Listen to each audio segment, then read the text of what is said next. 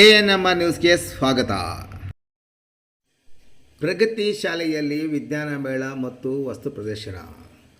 ಚಿಂತಾಮಣಿ ನಗರದ ಎಂಜಿ ರಸ್ತೆಯಲ್ಲಿರುವ ಪ್ರತಿಷ್ಠಿತ ವಿದ್ಯಾಸಂಸ್ಥೆಯಾದ ಪ್ರಗತಿ ಸಂಯುಕ್ತ ಪ್ರೌಢಶಾಲೆಯಲ್ಲಿ ಸೋಮವಾರವಾದ ಇಂದು ವಿಜ್ಞಾನ ಮೇಳ ಮತ್ತು ವಸ್ತು ಪ್ರದರ್ಶನವನ್ನು ಹಮ್ಮಿಕೊಳ್ಳಲಾಗಿತ್ತು.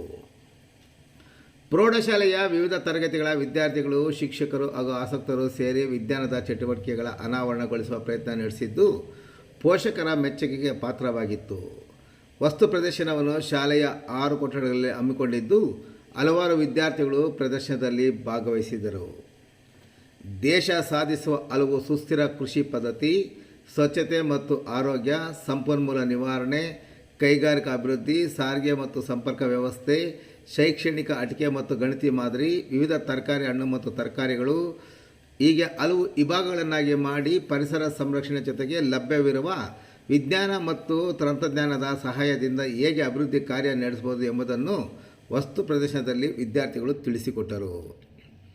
ಸ್ವಯಂಚಾಲಿತ ದೀಪ ನಿರ್ವಹಣೆ, ಸಾರಿಗೆ ವ್ಯವಸ್ಥೆ, ಹನಿ ನೀರಾವರಿ ಪದ್ಧತಿ, ಮನುಷ್ಯನಿಗೆ ಬೇಕಾದ ಉತ್ತಮ ಆಹಾರ ಪದಾರ್ಥಗಳು ಹೀಗೆ ಸಾರ್ವಜನಿಕರಿಂದ ಉಪಯೋಗವಾಗುವ ವಿಷಯ ಉಸ್ತುವುಳ್ಳ ವಸ್ತು ಪ್ರದರ್ಶನ ಪೋಷಕರನ್ನು ಆಕರ್ಷಿಸಿದವು.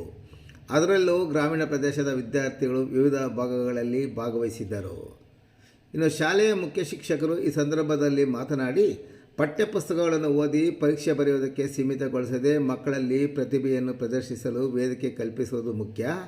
ರಚನಾತ್ಮಕ ಹಾಗೂ ಗುಣಾತ್ಮಕ ಶಿಕ್ಷಣ ದೊರೆಯಬೇಕಾದರೆ ಮಕ್ಕಳು ಪಠ್ಯೇತರ ಚಟುವಟಿಕೆಯಲ್ಲಿ ಪಾಲ್ಗೊಳ್ಳುವುದು ಅಗತ್ಯ. ಈ ಕಾರಣದಿಂದ ಮಕ್ಕಳಲ್ಲಿ ಕ್ರಿಯಾತ್ಮಕ ಮನೋಭಾವ ಬೆಳೆಸುವ ನಿಟ್ಟಿನಲ್ಲಿ ವಿಜ್ಞಾನ ವಸ್ತು ಪ್ರದರ್ಶನ ಏರ್ಪಡಿಸಲಾಗಿತ್ತು ಎಂದು ತಿಳಿಸಿದರು. ಶಿಕ್ಷಕಿಯೊಬ್ಬರು ಮಾತನಾಡಿ, ಪ್ರತಿಯೊಂದು ತಂಡದಲ್ಲಿ ಹೊಸತನದ ಪ್ರದರ್ಶನ ತೋರಬೇಕೆಂಬ ಹಂಬಲ ಎದ್ದು ಕಾಣುತ್ತಿತ್ತು. ವಿದ್ಯಾರ್ಥಿಗಳಿಗೆ ಮತ್ತಷ್ಟು ಸೂಕ್ತ ತರಬೇತಿ ಮತ್ತು ಮಾರ್ಗದರ್ಶನ ಸಿಕ್ಕರೆ ಮಕ್ಕಳು ವಿವಿಧ ಪ್ರದರ್ಶನಗಳನ್ನು ಮಾಡಬಲ್ಲರು ಎಂಬ ಭಾವನೆ ಅವರಲ್ಲಿ ಇರುವುದು ಕಾಣಿಸಿತು ಎಂದರು.